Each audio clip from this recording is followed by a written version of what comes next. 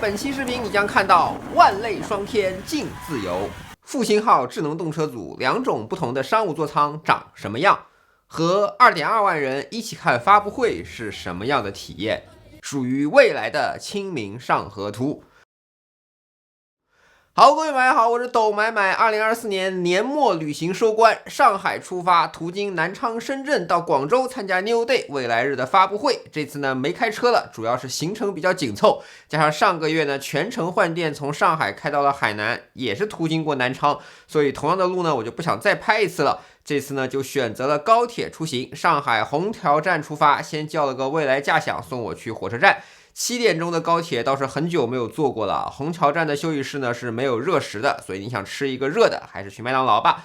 4个半小时的高铁直达南昌，这个列车呢是技术提升型的 CR400BF 复兴号，商务座呢还是蛋壳座椅，另一头呢是有包间样式的，价格一样，但是买票的时候你没有办法去选择，纯开盲盒。这类技术提升型的高铁细节呢，我前几天单独发了一期视频，所以感兴趣的朋友们可以去移步观看。到南昌呢，我提前预定了未来的目的地出行，这也是未来的一项业务啊。简单来说呢，就是租车。它跟租车呢又有一些区别，都是未来的车辆，价格呢是600块钱人民币一天，包含换电、包含保险全套服务。一般呢都是机场跟火车站叫车，他们远程授权之后给你钥匙。这次呢在南昌西站，还有专员呢在到达口特意等着我，还没有到站呢，专员就在群里告诉你他在出站口等你了。一出站呢就看到了，主动帮你拿箱子带到车位，而且呢告知你停车费已经交过了，人直接开走就好。那我先帮你把箱子放后面，放后面。好的，行，没问题。拍个车牌，到时候交费用。车辆交费我已经跟交了，你直接可以出去就可以了。啊，好的。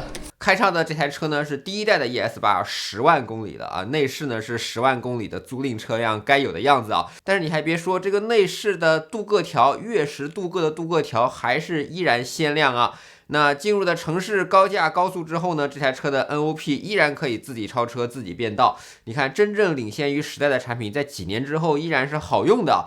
那更为 bug 的是呢，这都是5年前的车了，我随便找一个换电站依然可以3分钟换电，等效呢至少是50岁的补能效率啊！到今天，如果你不买蔚来，不买乐道，谁还可以3分钟给你满电出发嘛？有些人整天要吹什么固态电池来了怎么办？要是充电变快了怎么办？要是，蔚来车主们3分钟换电已经体验了7年了，领先了你们7年了。最近呢，更是全球最懂电池的是谁啊？宁德时代，他们又继续搞换电了，但是他那个换电系统可能更加适合运营车啊。总之呢，就是抬杠是没用的，拥抱换电才是真。又来南昌，这次呢主要是为了去鄱阳湖拍水鸟。现在是冬天了，鄱阳湖有大量来自于西伯利亚的候鸟。因为呢，鄱阳湖独特的湖底是阶梯型的设置，所以呢，等到冬天的时候，水退去之后，那些湖底呢会有大量的营养物质，也会有一些鱼，鸟类会来这里过冬。因为每年冬天都来，当地政府呢还修筑了一些便于观鸟的设施。我这一次呢去的就是白鹤小镇，近距离的可以看到大量的白鹤。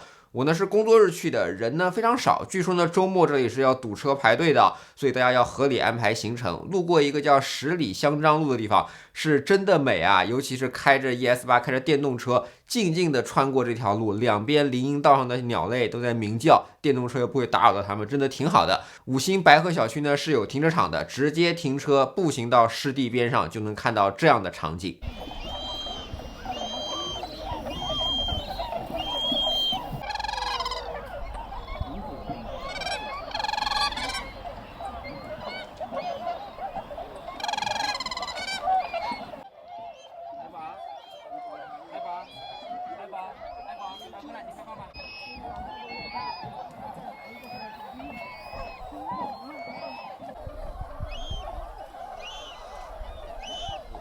第二天呢，先去江西省博物院逛这件元代青花釉里红楼阁式人物谷仓，这是一个传世孤品啊。展馆呢，甚至单独拿了一个房间专门来展示这个，足以看出对这件展品的重视，传世级孤品。同样，我还很喜欢的还有这件宋代的黑夜木釉纹展。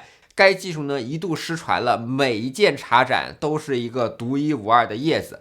目前全球传世的以及放在博物馆中的展品大概只有30件左右，并且呢，这个博物馆还有一个动物展览啊，这里面详细展示了鄱阳湖所有的鸟类，而且鸟类的标本制作的十分精美，栩栩如生，详细告诉你为什么鄱阳湖适合鸟类在此迁徙，鄱阳湖的湖水逐渐缩小又会有什么危害。作为鸟类科普，这个展馆我觉得做的其实挺好的啊。在博物馆的附近呢，就有一座未来换电站，还是刚刚建成不久的4代换电站。未来现在呢，在全国疯狂的建设换电站啊，南昌市中心这一块就有好几个站。我去换的时候呢，正好遇到一台乐道在换电，边上有人看。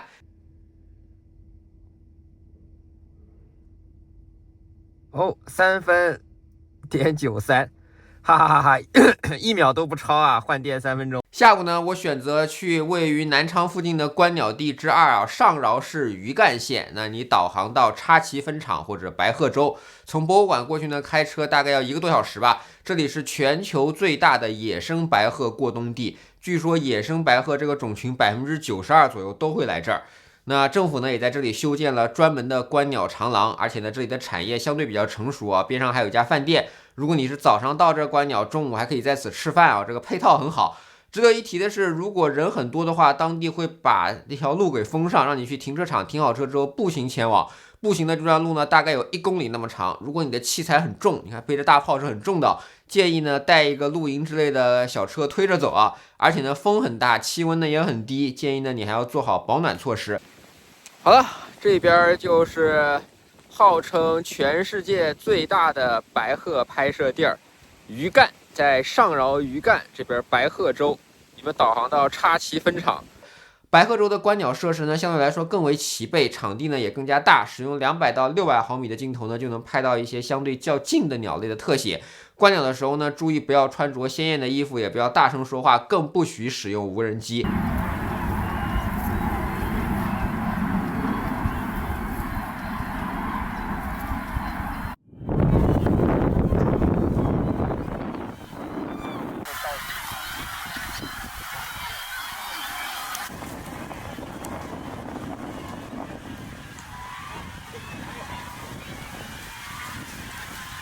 白鹤洲上空，就算偶尔有飞机航线，飞机飞过去的时候，这些鸟类都会受到惊吓，它们都会集体起飞。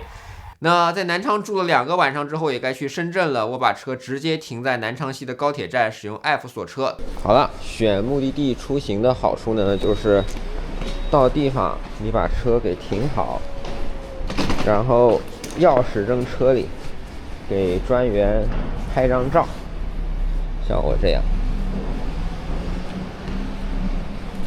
专员拍张照，然后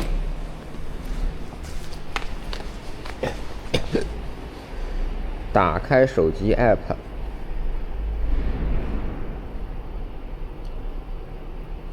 看到没有？给他把车远程锁上，在群里告诉他们一下就行了。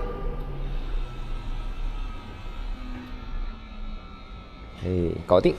然后发到微信群里告知他们一声就好。南昌西站的商务休息室呢，在大厅的一个角落，还是挺冷的。如果说有啥优点的话，就是自带一个卫生间，单人出门的时候箱子能放到休息室，你不必走太远。那这次乘坐的是复兴号 CR400AF-Z 智能高铁 A， 那代表的是四方厂出品，跟 B 之前的常客厂不是一个工厂的，设计呢也略有不同。运营呢是广铁集团承运。这一列车的商务座呢，使用的都是包间样式。那20寸的箱子呢，可以直接推进去，而且不影响你的乘坐空间。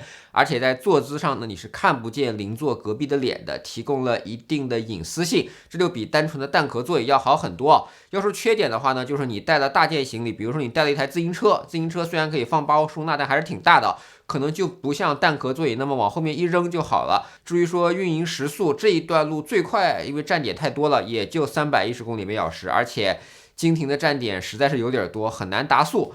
关于中国高铁的演变，我想单独哪一天做一期视频吧，这能聊的还是蛮多的。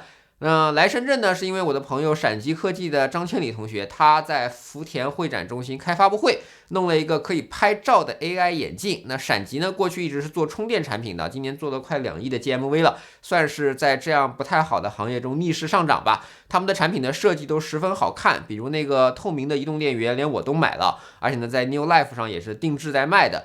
这眼镜呢，外观长得还是可以的，自带1600万像素的摄像头，2G 运行内存，32G 存储空间，自重50克，还能外挂续航包。你看，算是把做充电的老本行给发挥出来了。视频呢支持 1080p 30p 的横屏拍摄。你知道那个 Meta 那个眼镜是只能拍竖屏的，所以横屏就很吸引我。至于功能，其实我的要求不高，最主要的就是解放了我的双手，给了我一个第一视角，适合那种拍到比拍好更重要的场景来使用。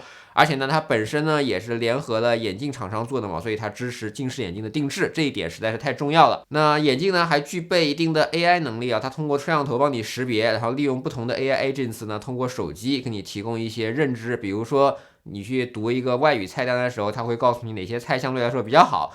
那价格呢最低是999元起售，目前首批货呢已经抢完了，在等生产了。所以如果大家对这种可以拍照眼镜感兴趣，不妨去关注一下陕极。深圳呢，同样是可以拍水鸟的，地点呢在深圳湾公园的 P2 停车场，或者说深圳湾公园地铁站的第2出口。这门前呢算是一块湿地，也有大量的候鸟在此生活，尤其是在早上时分啊，暖意洋洋，跑步的人、骑车的人、拍鸟的人，一幅惬意而又自然的画卷。深圳呢真的是一个好地方啊，就是土地资源呢稍微紧张了一点。从深圳到广州继续坐高铁，这一次选择福田站。我没有去过福田站，我一直以为福田站是一个高铁和地铁的混合站，相当于我们阳澄湖站那种感觉啊，不会特别大。结果下了电梯之后，我惊呆了，这是一个巨大的高铁站，我跑呀跑呀跑呀跑呀，最终还是没有赶上。福田站后来我查了一下，它是亚洲最大的地下火车站啊，朋友们来福田站的话早点来啊。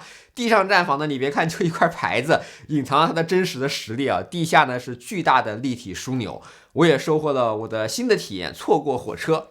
那我就改签了下一列列车啊，恰逢呢要冬至了，这在南方呢也是很重要的一个节日。列车上的人真的多呀，我是第一次看到餐车的过道都塞满了大件行李，但是顶上的行李架是空的。所以乘坐高铁嘛，一般来说你2寸的行李箱是有地方放，但是大件行李真的是放的地方是不够的。来广州，你们都知道的是 New Day 未来日，每一年的12月都是未来固定要考一个大聚会的日子啊，这是一场盛大的发布会，也是一次车主的聚会。今年 New Day 呢更是史上最多的2.2万人来参加啊，加上恰逢 Nio 10周年，对，未来这家车企已经10年啦，卖了65台高端纯电车啦，并没有倒闭，哈哈哈。发布会发布了旗舰轿车 ET9，发布了未来第3品牌萤火虫，一台自在发光的精品小车，可能是大家的感受。我想说的是，在 New Day 开场前的外场，更能体现未来这家公司到底是什么样的品牌。外场呢有各种各样集市的摊位，这些摊位呢大多数是由未来车主们运营的，他们带来的有的是地方的特色，有的是社群的特色，有的是自家的生意，也有挪威车主带来了他们国家的特产。各地各国的文化在此交流，人呢是很多，大家都在排队，但是你能看到车主们脸上的轻松与笑意。2万人为了一个目标聚集在一起，这种感觉，哎呀，别的车企也只能羡慕了。现场呢还有一张超长画卷，我称之为这属于未来的清明上河画卷。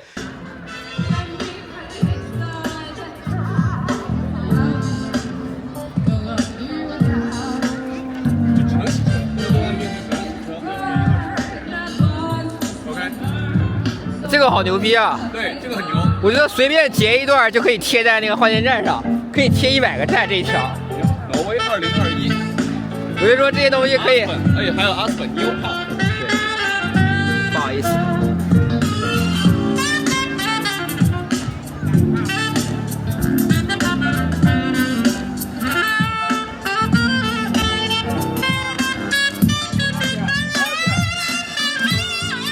由知名设计师和未来车主们共创，他把未来10年的大事都创作在了巨幅画作上。能说出来这画上画了什么的，都是未来的忠实粉丝啊。为啥未来这个品牌很不一样？为啥它的产品复购率那么高？为啥买了一台车还愿意主动帮企业去宣传？这就是文化的力量。有些东西呢，别人是学不会的。今年的 New Day 呢，广州车友们也办得特别好，既有大湾区的传统文化呈现，也团结了整个社区啊。他们甚至在发布会上邀请了自己申办时候的对手们。当我看到杭州、看到厦门的车友们一起站在台上为广州欢呼的时候，申办的那些刀光剑影在那一刻都化解了。这我觉得做的真的很好。事实上呢，在发布会的开始也永远都是用户的主场。斌哥说的从来都是这一年未来用户们做了什么，然后才是未来做了什么，最后才是产品。这或许也是这个品牌高高的护城河到底在哪的真正原因啊。今年的 New Day 主题是同行，也正是于此，未来负责造出这个时代最好的车，用户们真金白银去支持，也付出了更多的精神力量，让这个牌子无比强大，让水军们天天唱衰，只能在那急得跳脚。发布会的 ET9 也真的好，我很庆幸我还能负担得起这个时代最好的车。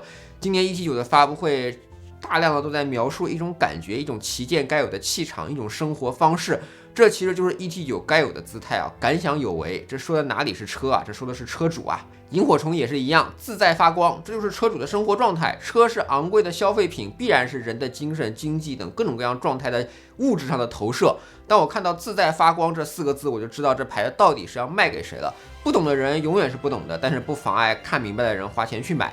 在发布会之后呢，我也算是离家1周了，飞回上海继续驾享接机。周日的晚上呢，虹桥站是很忙碌的，有一位司机在等待着你，还是开着你的车啊，你从容自信，你快步上车，说服务没用的，那只是你没有用过罢了。好了，以上算是2024年懂买买最后一次长途旅行吧。看一看今年的视频，我也去了很多地方，而且呢，对我个人来说，最重要的一个变化是我爱上了骑行，这可能会深刻的改变我今后的50年、60年吧。那么今年的你有什么值得纪念的事情吗？评论跟弹幕中一起聊一聊呗。好了，以上就是本期懂买买的视频，希望你能喜欢。如果对我视频感兴趣，不要忘记评论、收藏、订阅懂买买。买买的头条、B 站、微博以及 YouTube 都有自己的账号。我们下期再见，拜拜。